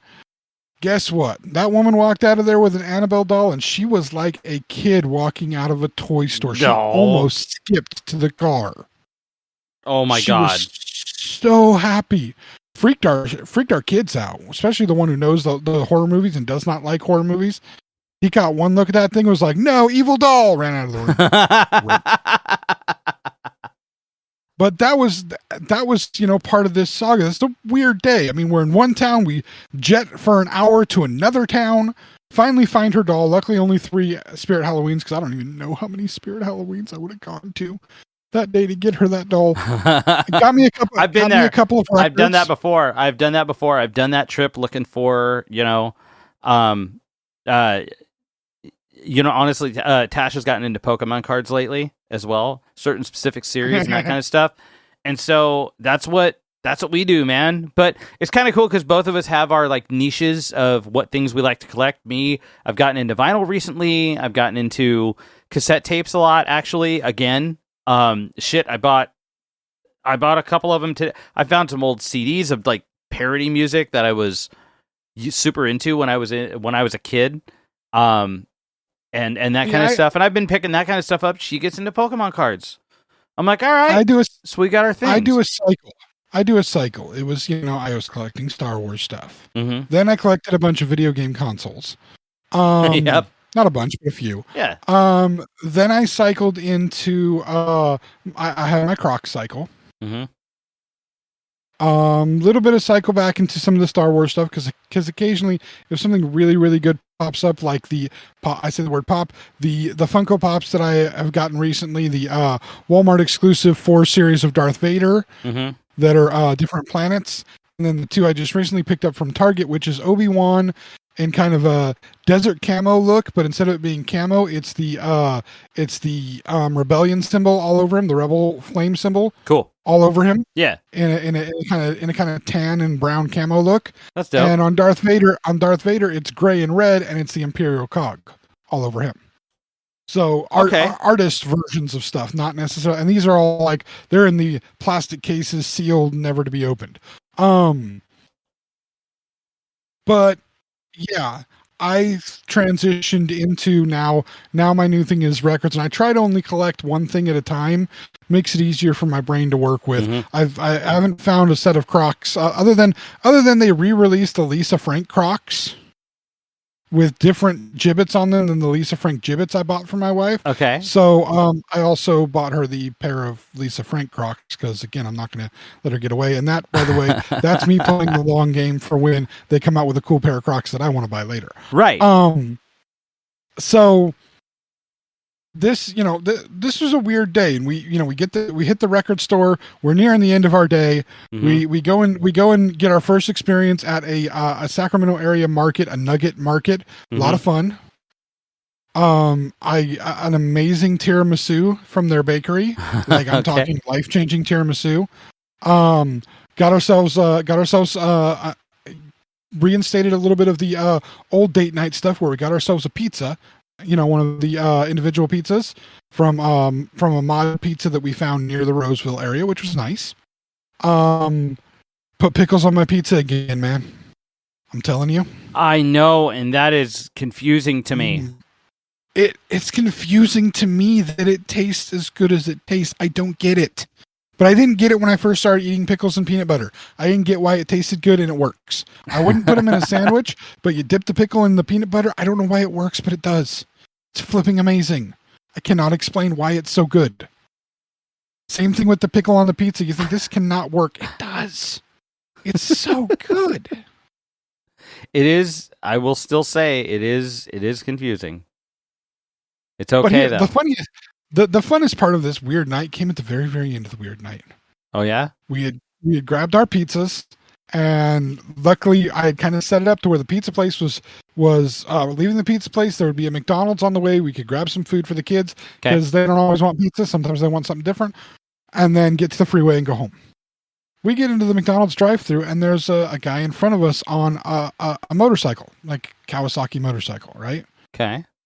Like what people term as like a crotch rocket, that type of motorcycle. Right. Like like a big Harley or anything like that, but like, little speedster motorcycle. And the dude pulls up to really close to the speaker. Mm-hmm. And I found out later that apparently he thought his kickstand was down, but he leaned the bike over to to his left because he thought the kickstand was down for it, and the kickstand was not down. Oh. And he laid the bike on top of himself. He smacked up against the sign. Shit. And had the bike pinning him between the sign, the curb, and the bike. Nope. It doesn't help that this was a skinny dude that was maybe 120 pounds, fully clothed, with the helmet on. Oh, man. He's fighting to pick the bike up, so I'm like, okay, I look over at my wife. Should I help him? Probably. Put the car in park, hop out of the car, go and help lift the bike off this guy. And I had to lift the bike completely because he's just laying there. Get him up on his feet, and he's hobbling around because it caught his ankle. And it's like, what? How do you drop your bike on yourself, sir? Oh, man. He ordered his food, made it through the drive-thru without any further issue, but it's just like, really? I haven't seen that one before. Dude drop a bike on himself in a drive-thru at a standstill. Wow. That's a fun story. Although I will say, it would have been nice if dude would have bought our food. I mean, I helped him up. He would have been pinned to that bike for hours. I could have just drove past him, ordered my food over him, but no. I was a good Samaritan. Oh my God, that's terrible. I didn't leave him pinned under his bike. I'd have bought the dude that helped me up food. I mean, I'd have been like, what do I have to do? Gnaw my leg off to get out from under here? You know what I'm saying? I'd have bought that dude his food. I'm just saying. That's what I would have done. But, yeah, so, the record journey and now the kind of backlash from it with the Annabelle doll. That's these are the things that happen when you get into these things, sir. Everybody has their obsession, like you're again finding with your wife with her Pokemon. Yeah. By the way, speaking of just final note for this podcast here tonight, or today, whenever you're listening to it or whatever, the Ozzy Osbourne yes. Makeup kind of reminds me of this. Filmmaker John Carpenter was recently interviewed, and he had some commentary to make on music. Oh, really? Specifically, John Carpenter, for those who don't know, Halloween, John Carpenter's Vampires, Escape from New York, Escape from LA. Okay. I mean, these guys made a lot of major movies. And interestingly, has done soundtracks on almost all of his movies because he is a musician too. Yes. Now, actually, there's one of the things when I was working at the record store, one of the things I started receiving that just blew my mind was there are entire homages to John Carpenter's music, like where you can get entire soundtracks of John Carpenter's music from multiple movies on vinyl, pressed on vinyl, which is fucking cool. Right. Yeah. Yeah, and the main reason he started doing the music for his movies is because his movies were so damn low budget he couldn't afford somebody to do the music. Dude, he wrote one of the most iconic, like he wrote the Halloween theme. That's his. Yeah. He wrote that shit. One of the best fucking movie themes in history. and he didn't write it because he's this great musician that was gonna make a movie to write music. He wrote it because he couldn't afford to pay anybody to write it, and he did have some musical skill, so he wrote the damn thing. Like me, for instance, if I ever do a movie, you're doing the score for the movie. I'm there, and I'm not paying you to do it. You're going to get back end money for doing it. Put me in for the royalties, man. I'm not paying myself to do the movie. I'll get back into money. I'll sign in. Yeah, exactly. I'll do it. Because that's the way to save costs and maybe make more money at the end. Yep. But he was being asked about rock music, heavy metal music, and specifically about some of his favorite artists. And apparently, he is not really a big fan of Ozzy Osbourne. In fact, he's a firm believer that Metallica is a way better band than Ozzy Osbourne, especially Metallica's music in the 90s.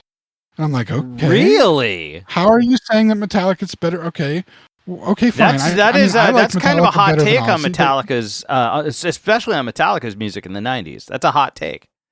Most people don't like me and you agree on it. Right? Not necessarily that it's better, but yeah, wow. Oh, the story gets better. The story gets better. Yes, please continue. And it was a moment where what, a month ago or so we had the discussion about gatekeepers. Yes. Well, when my wife shared, because my wife was sharing this story to me because she was interested in it because it said John Carpenter and Ozzy, and horror movies and Ozzy.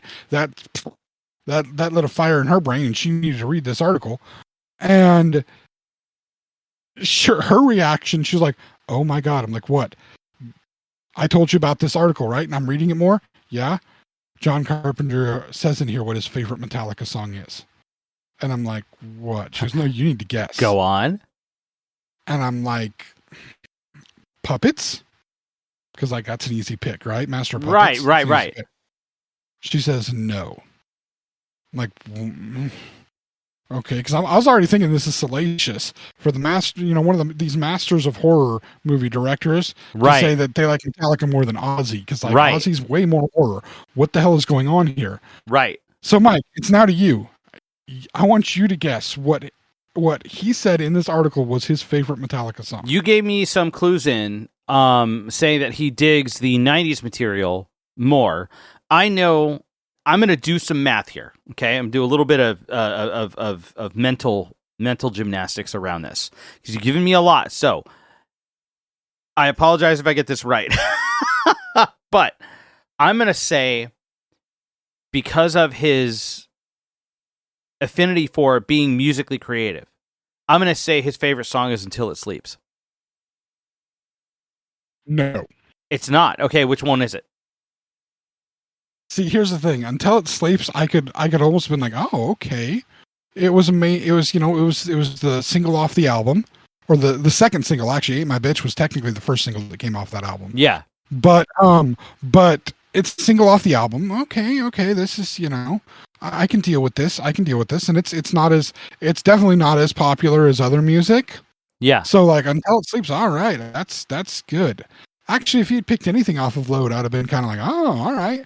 If he'd picked anything off of Reload, I'd have been, oh, that's cool too. He didn't. What did he pick? He picked what I feel would quite literally, and this is the gatekeeper coming up in me. This is the gatekeeper like, oh my God, you're going to say that is your favorite Metallica song? That is the best Metallica song? Mm-hmm. Do you even music, sir? Really? What is it? Enter Sandman. Okay, I could see it. I can let that one pass. I can't. Why? That's the biggest Metallica song throughout the world. And that's the song you're going to list as your favorite song again. Dude, I know. Okay. The gatekeeper rising in me saying, understood. No, if you like the band, you need to know a better song than their main lead single. I want to hear B-side stuff, man. Right. You're thinking, okay, so here's the deal. Super fans are all into the deep cuts. Okay. If somebody said that one of Jethro Tull's best songs on the planet was Aqualung, I'd be like, yeah, that makes sense. Cause that's one of the fucking few anybody knows. Aqualung or Bungle in the Jungle. That's what you think. That's literally the only song I know from Jethro Tull. See, that's the funny thing about that. I love their material. I am a huge fan, especially if they're 70s material. But and it's not everybody's cup of tea, but everybody knows the song Aqualung. There's better songs on that album, but by the way, I only know the name of the song. I don't even know the song itself. I've never heard it. It's literally the name of the album, and you probably have heard it, but you don't know. You don't know. Sitting on a park bench, bum ba-dum. Like that's the opening of the song. I don't know that song. You don't know that one? Okay, yeah. You only know it by name. Now, that being said, I'm not going to get mad at somebody for saying that they like Aqualung, because Aqualung's a good song. It's not the best song on the album, but it's a good song. I will say this, though. The reason why I'm okay with him saying Enter Sandman is not just because it's a popular one, but it is a well-written pop song in the style of Metallica. It is 3.5 minutes. It has a riff hook. It has verses, it has a chorus, it has a guitar solo. It is the presentation of the entire band in one go, ready to go for literally anybody that's never heard them before. They know what that band's about in that singular song. They do. And the only people that give a shit, that care about the deep cuts, are the guys like you and me that know the breadth and width of their material. And I'm completely understanding of that. That's like saying, okay, think about it this way. Elton John took Nothing Else Matters, which I know you have a very deep connection with, but most people look at Nothing Else Matters and think that song is bullshit. Elton John says it's one of the greatest rock songs that's ever been written, and put tears in James Hetfield's eyes and just put him on the fucking floor with that. Because it is one of the greatest rock songs ever written, and he's right. Elton was right. Yeah. And I honestly believe that Carpenter is right in considering Enter Sandman to be one of the best Metallica songs, because it presents so much about the band in such a short span of time that, look, that's the opening song on the album. That was the lead single, and it turned them into a household name. Of course. Interestingly, it wasn't supposed to be the lead single. What was supposed to be the lead single? Do you know? No, you're thinking the opening track. The difference between the lead single and the opening track are two different things. So what did you say, that it was the lead single or the opening track? Which one did you say? The opening, there's a difference between the lead single and the opening track. Well, which one did you say about Enter Sandman? I don't remember. Maybe I heard you wrong. I thought you said it was the lead single. I said it was the lead single, and it opened the album. It was both. Which it was the lead single, and it was the opening track, but it wasn't supposed to be the lead single. Do you mean the lead single or the opening track? This is why I'm confused. Do you mean the song that opened the album, or what was the lead single supposed to be? It was supposed to be Holier Than Thou. Right. And that's okay. So I thought that Bob said they were supposed to open with Holier Than Thou as well. No, it may have been they were supposed to open with it, but it was supposed to be the lead single on the album, and they went with Enter Sandman instead. Which yeah, my thing is this: if you're going to take the stance and put and say that you're not a fan of Ozzy, you don't like Ozzy, you like Metallica, and that's the only song that's the song you're gonna bring to the forefront. It feels like, to make that big of a declaration of Metallica over Ozzy, I feel you need more than just their biggest song ever.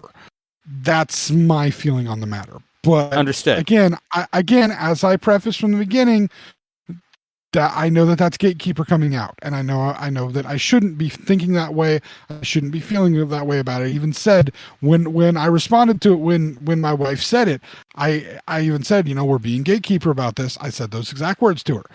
So I know that it's, but at the same time, man, if you're gonna diss Ozzy and you're gonna hype up Metallica, pick just something that's a little bit less overplayed of a song. Although Puppets is just about as overplayed. So. Well, I mean, again, Puppets was another lead single. Like that was, but that being said, I will say that Holier Than Thou was it Bob that said that Holier Than Thou was supposed to kick it off? Was supposed to be the lead single? I think I remembered seeing in Year and a Half that he was saying something. I think I remember seeing some footage of them in a restaurant or something like that, and him saying, "No, you guys gotta do Holier Than Thou." The problem with Holier Than Thou is that it is a long intro that's the same repetitive riff over and over and over. That's only interesting to people that are already into the music. They want to know where's the next point. They're waiting for that tension to come in. The problem is anybody who's never heard the band listens to that riff over and over and over and over for at least 45 seconds before you start hearing an actual change in something into the next movement. People get bored. They get bored. That's the thing with the opening of Enter Sandman, the reason why it works. Even though it stair steps and adds piece by piece by piece, it builds, but it also moves. Even though it's opening on the same riff over and over and over again, right? You only hear 3-4 times. Okay, so that's the establishment. Boom. Then the drums come in. Then boom, the distorted guitars come in. Then boom, the main riff comes in. And it's the same riff, but it's moved on to a beat. Layers. It's moved on to, it's the layer is moving and moving. So the song is progressing before it hits that opening verse. And so you get this establishment, but it's also an establishment of introducing the band piece by piece as it comes in. It's a great set opener. And that was the opener for the set of that time. That's the song they pushed. That's why they pushed it, because it sounded like it was presenting the entire band in a stadium format. That's why the album was mixed the way it was too. I got to have a good listen to it too, because I picked it up on cassette.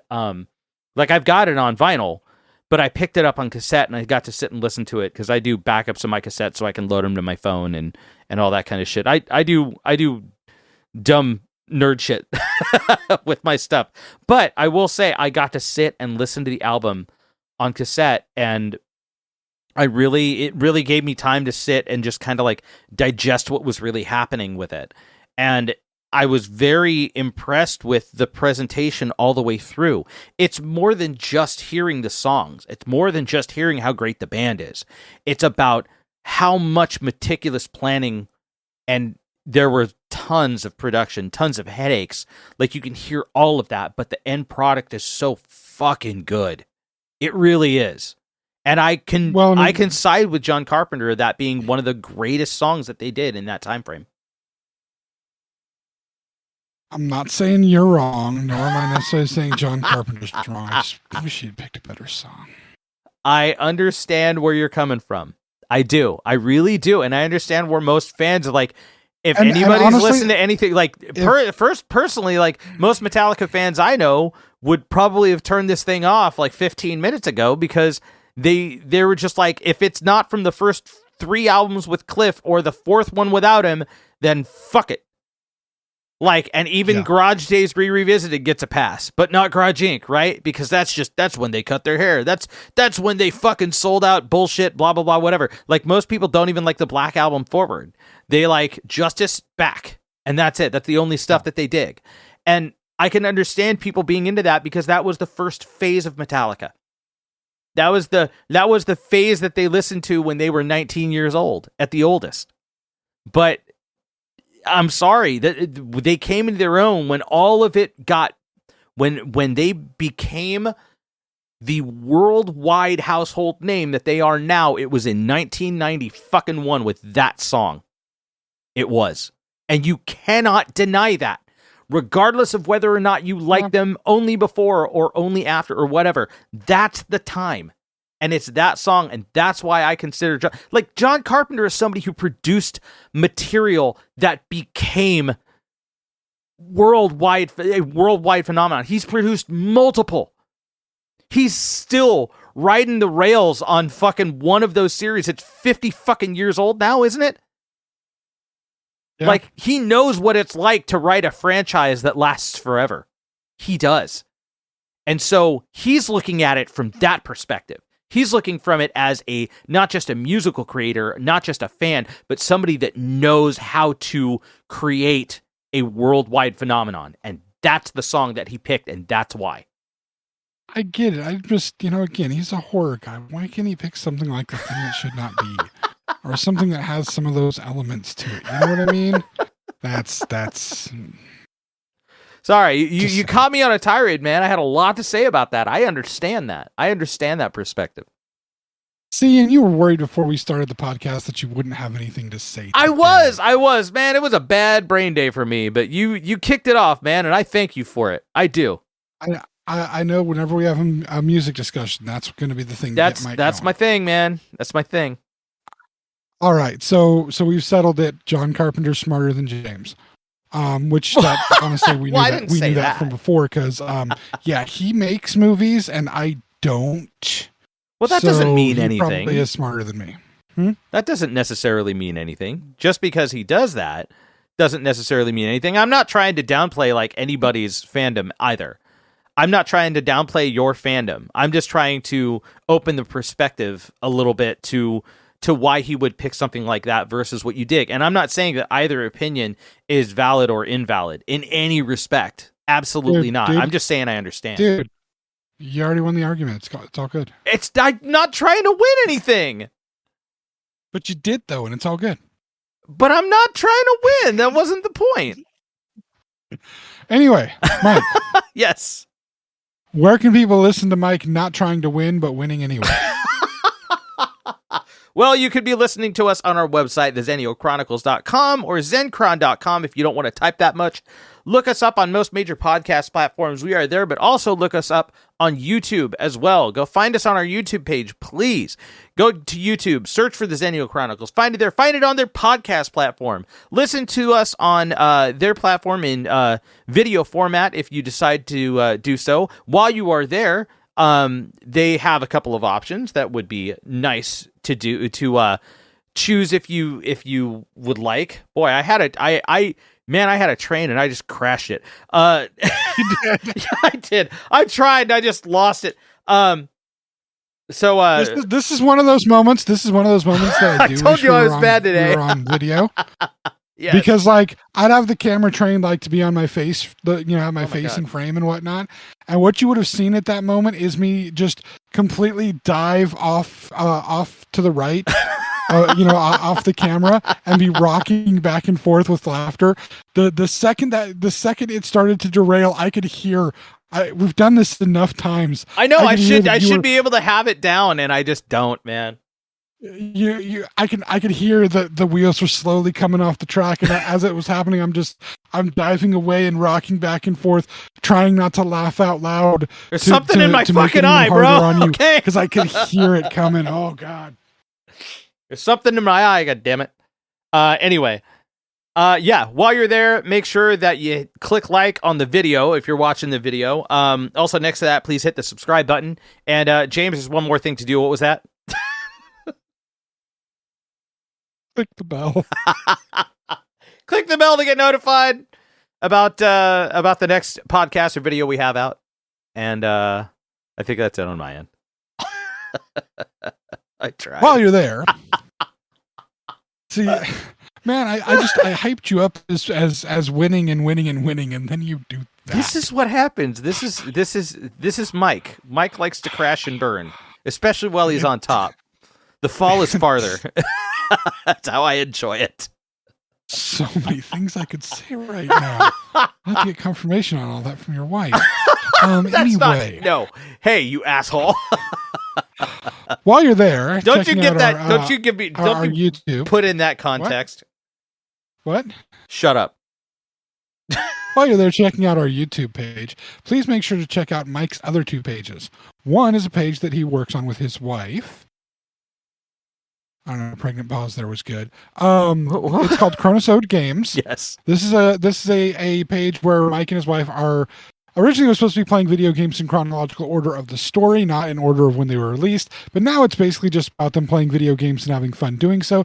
They also have a Twitch stream that they do on Wednesday nights. You do your Twitch stream typically, or Tuesday? Normally on Wednesdays we do. Actually, I had work on Wednesday, so we had to do Tuesday this week. But or last week when you guys hear this, last week. But normally Wednesday nights on Twitch. And so again, wherever you're listening to this, follow them on YouTube. Subscribe, click the bell on that. Also check them out on the other social media platforms like Facebook. We're on Facebook, Xennial Chronicles or Zencron. I mentioned it earlier, but still mentioning it again. So is Chronicles Games. You can find them there. They'll give you all the links to the Twitch streams whenever you need them. And then Mike's final YouTube page that he works on. Steve and I make mistakes. Ruling Note Music. This is where actually a discussion like this should have taken place, but it happens on the podcast anyway, because here's the thing about being a part of this Xennial generation. We were influenced by so many different forms of media, movies, video games, music. They all permeate everything about us, and our ability to have so many different ways to consume these things nowadays, live in that nostalgia from that time period, that little bit of time period where we saw so many of these changes. This is why we're still obsessed with how we're going to listen to our music, how we're going to watch our movies, how we're going to play our games. This podcast, Chronosode Games, Ruling Note Music, all these, we discuss all these things throughout all of them. So please, check out all the pages. Yeah. Like, subscribe. Yeah. Click the bells. And we'll talk to you again next week. Y'all have a good one. Thank you for tuning in, friends. The journey continues next week.